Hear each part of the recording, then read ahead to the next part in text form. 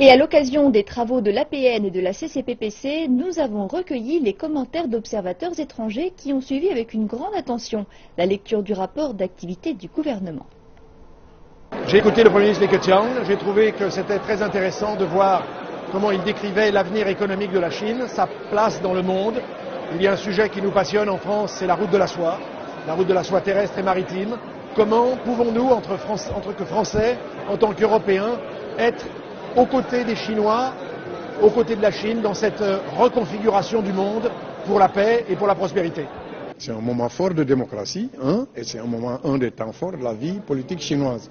Ce qu'il faut en retenir, c'est d'abord un bilan, de notre point de vue, extrêmement élogieux de la part de l'exécutif pour 2014, et c'est des perspectives assez remarquables pour 2015 et plus tard. C'est très important, naturellement, de savoir quels sont les choix, les politiques et les problèmes majeurs qui se posent à la société chinoise. Donc c'est un moment très important pour tout ambassadeur en Chine, parce que nous sommes des observateurs privilégiés de la vie politique, économique, sociale, culturelle de la Chine. Grâce à la coopération, grâce aux accords qui nous lient avec vous, des terrains de rencontres, de concertation, d'échanges, qui font que, parfois, on peut exprimer des choses qui ne sont pas acceptées, ou en tout cas pas les mêmes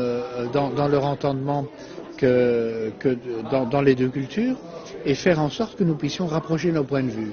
Les sujets qui ont été développés là, c'est des sujets très importants, parce que vous n'êtes pas sans savoir qu'aujourd'hui, la Chine, beaucoup disent que c'est encore un pays en développement, mais moi je dirais que c'est un pays qui fait partie aujourd'hui des plus grandes puissances du monde.